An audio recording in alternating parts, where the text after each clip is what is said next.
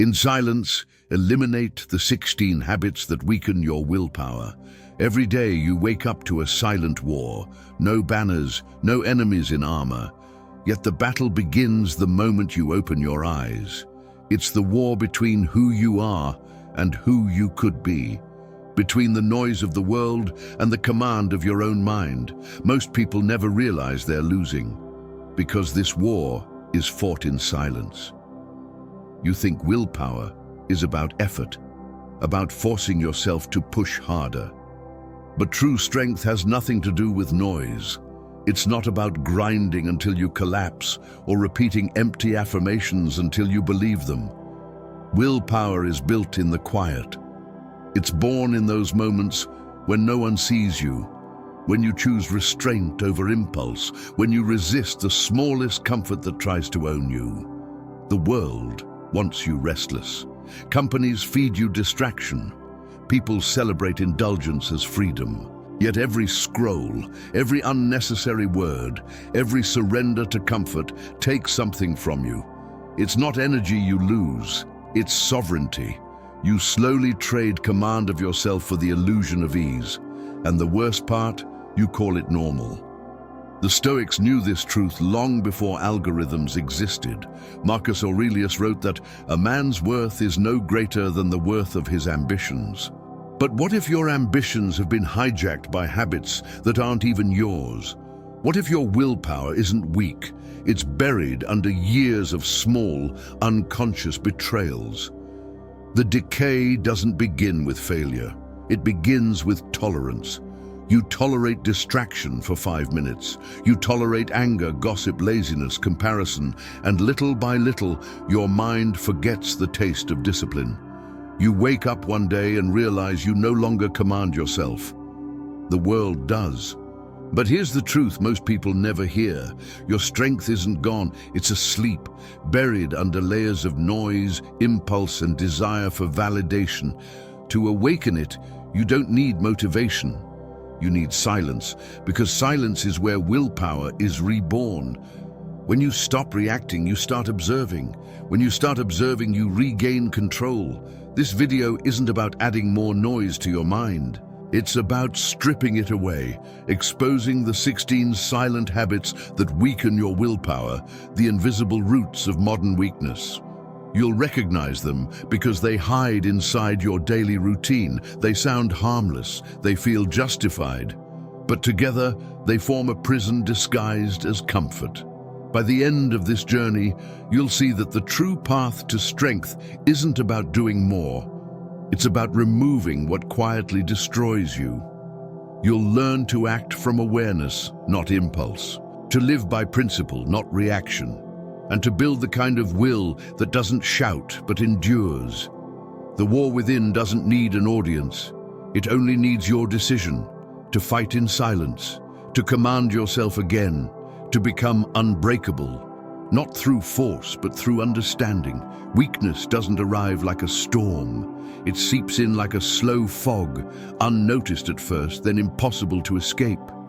It begins not with defeat, but with justification. You tell yourself, I deserve this break, or I'll start tomorrow. And with every rationalization, your mind trains itself to betray your own command. The tragedy is that this decay feels harmless, even logical. The Stoics taught that the most dangerous chains are the ones we polish ourselves. Modern life calls them self-care, taking it easy, or relaxing your standards. But in truth, they are the slow erosion of will. Marcus Aurelius warned, "It is not death that a man should fear, but never beginning to live." The modern version of that fear is inertia disguised as comfort, a silent surrender that wears the mask of balance. Weakness, in its purest form, is not physical or emotional, it is moral. It's the moment you allow what you know is harmful to repeat because you've grown used to the taste of small indulgence. Every repetition deepens the groove in your mind until that behavior becomes identity. You stop noticing you've changed, and when you finally look in the mirror, the reflection staring back isn't weak, it's hollow. In silence, these moments multiply. The more noise you consume, the less you hear the whisper of conscience. You scroll, you escape, you distract yourself, and in doing so you drown the inner voice that warns you, this is not who you are. That voice becomes fainter each day, not because it's wrong, but because you've stopped listening. Weakness thrives in that disconnection, the gap between knowing and doing. It convinces you that reflection is progress, that reading about discipline is the same as living it. It flatters you into thinking that being aware of your flaws is enough. But awareness without correction is self-deception. Stoicism calls for observation with action, reflection with reform, silence with clarity.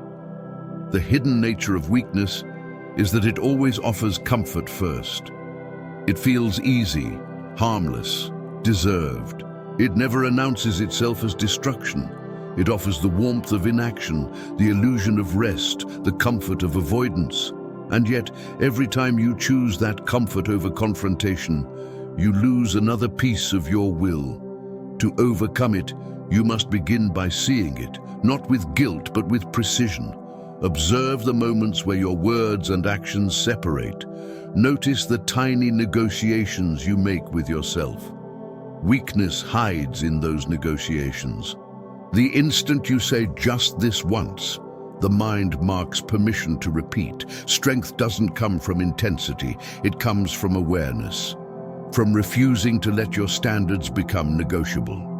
The man who is awake to his smallest compromises will never collapse in great trials. Because he doesn't wait for disaster to act with discipline, he practices it in silence, in the ordinary, in the unseen. That is the first act of reclaiming willpower, to expose the subtle forms of surrender that weaken you.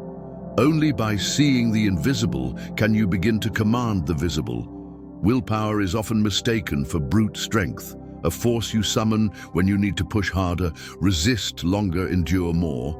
But that idea is a distortion. True willpower is not about force.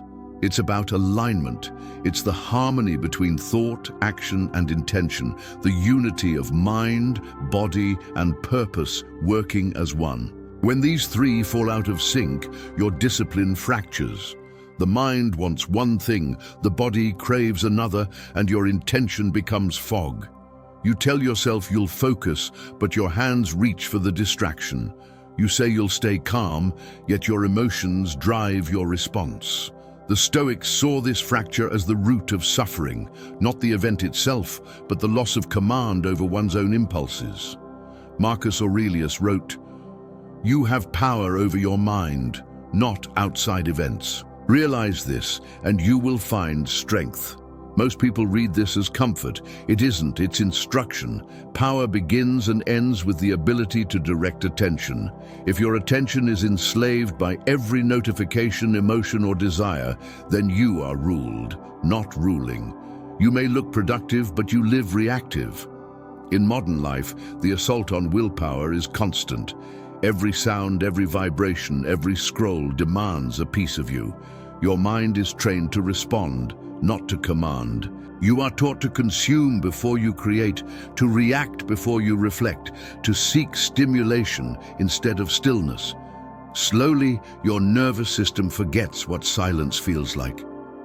And with that silence goes your strength.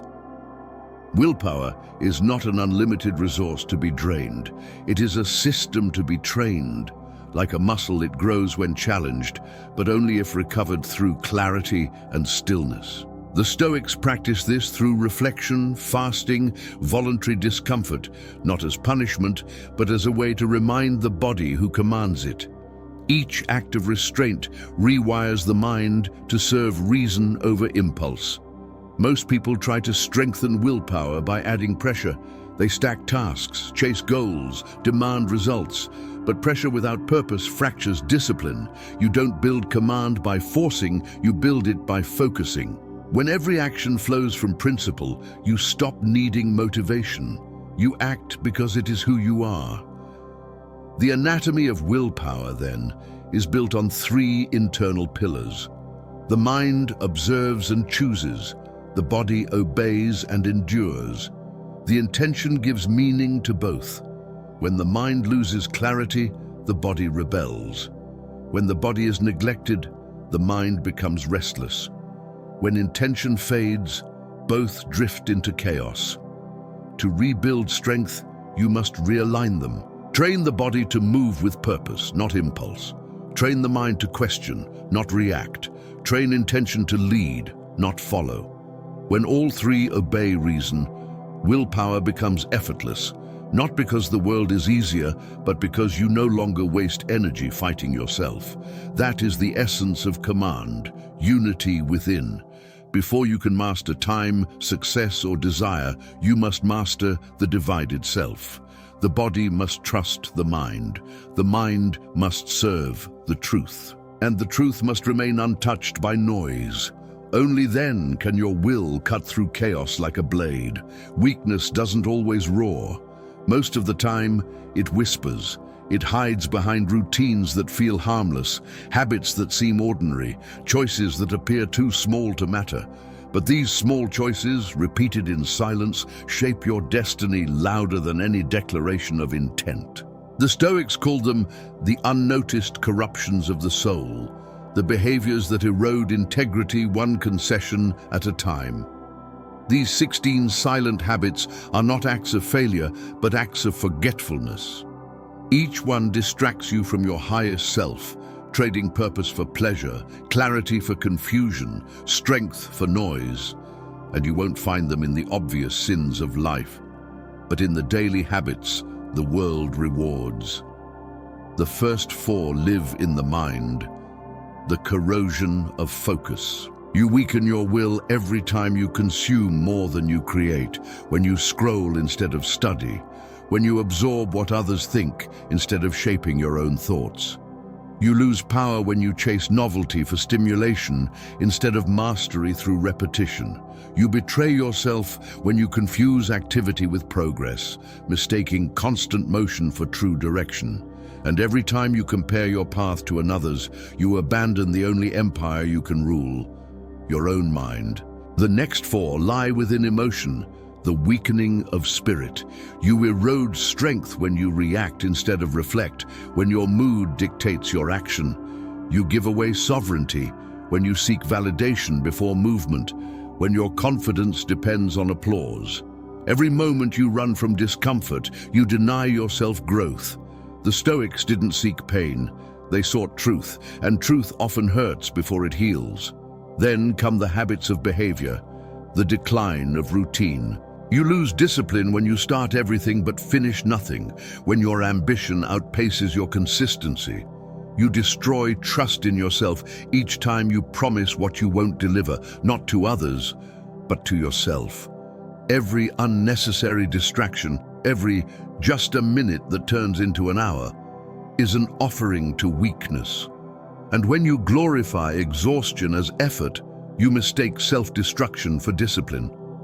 Finally, the deepest erosion lies in your existence, the loss of meaning. You drift when you live without a clear philosophy, when you act without principle. You weaken your will when you avoid solitude, because silence is where the mind recalibrates. You surrender control when you define success by others' applause. And the most dangerous habit of all is silencing the voice of conscience, the quiet guide that warns when your actions betray your truth. Each of these 16 habits alone seems insignificant. Together, they are lethal. They don't destroy you in a day, they dissolve you over years. The mind becomes scattered, the emotions reactive, the body undisciplined, and the spirit numb. You stop leading yourself and call it balance. To eliminate them, you must see them clearly. Awareness is the beginning of command. These are not enemies to hate, but weaknesses to understand. Because once you see how silently they rule your life, you can choose to dethrone them, one decision at a time. And when that happens, something profound awakens. The silence that once hid your weakness becomes the silence where your strength is rebuilt. There comes a moment when noise no longer satisfies, when the endless stimulation, the constant talking, the search for validation, all begin to feel like a form of exhaustion. That moment is the quiet before transformation, the point when your mind, tired of running, demands stillness. This is the turning point, the awakening in silence. Silence is feared because it reveals the truth. When the noise fades, the voice you've been avoiding becomes audible.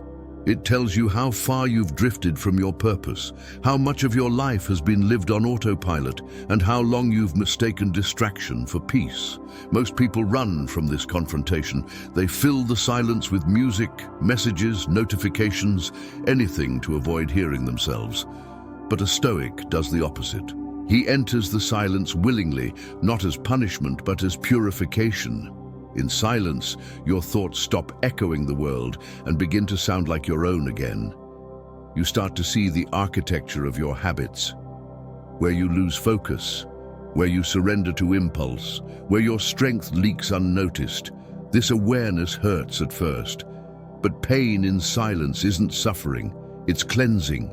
It's the mind recalibrating, the soul remembering its command. The modern world mistakes noise for life. It confuses constant motion with meaning, but silence is where the true movement happens, inward, where the foundations of willpower are rebuilt. Marcus Aurelius wrote, "Nowhere can man find a quieter or more untroubled retreat than in his own soul." That retreat isn't escape, it's return. In silence, discipline begins to feel less like control and more like clarity. You no longer force yourself to act. You simply remove what doesn't align. The Stoics didn't fight chaos by shouting at it. They transcended it by refusing to participate. Silence is their weapon, the rejection of everything that seeks to scatter the mind. The awakening begins when you realize that silence is not emptiness. It's presence.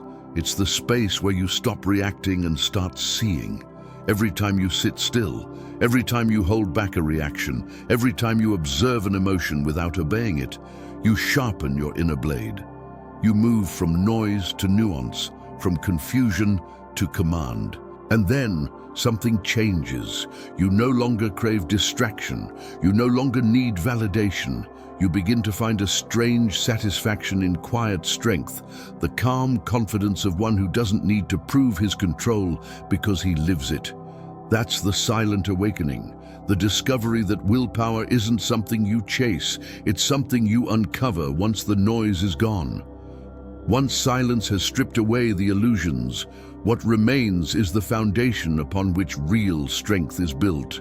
This is the moment of rebuilding, not through new techniques or slogans, but through the disciplined return to what is essential. The Stoics understood that self-command is not born in the noise of ambition, but in the quiet repetition of clear action. They called this the praxis of the inner citadel, the daily construction of a fortress inside the mind. Stillness is not the absence of movement. It's controlled motion, guided by purpose.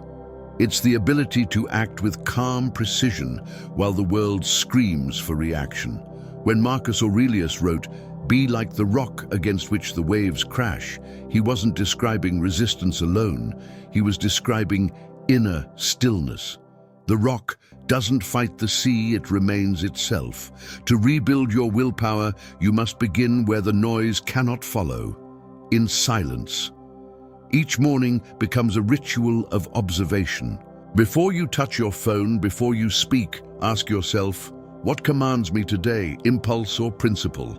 That question, repeated daily, reshapes the mind. It reminds you that willpower isn't fuel, it's awareness.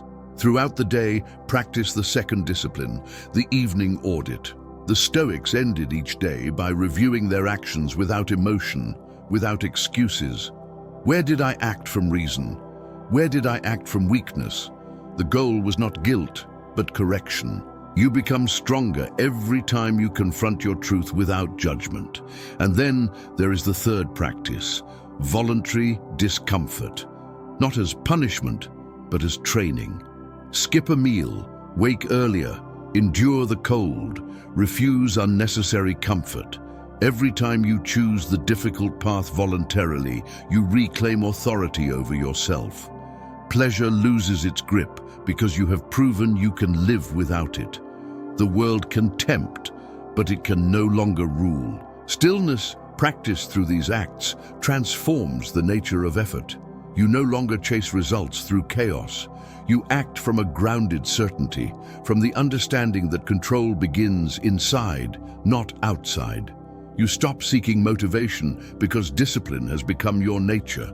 Modern culture worships intensity, louder effort, faster change, more productivity. But intensity burns fast. Stillness endures. The Stoic rebuild is slow, deliberate, and quiet. It's not about becoming unstoppable. It's about becoming unshakable. And when you master this discipline of stillness, something profound happens. Time no longer feels wasted. You move slower, but accomplish more. You speak less, but say what matters. You need less, but live with more depth. The man who commands stillness commands himself, and the one who commands himself fears nothing.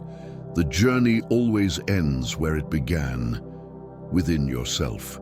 You started surrounded by noise, pulled by distraction, seeking control over a world that never stops moving.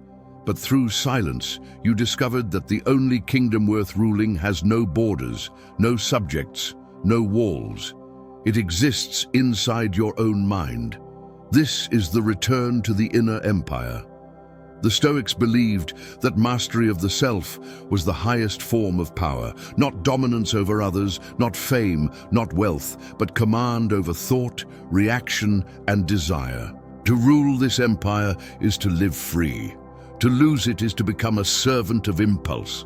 Most people spend their lives trying to control circumstances, unaware that they've already surrendered their sovereignty to emotion, ego, and comfort.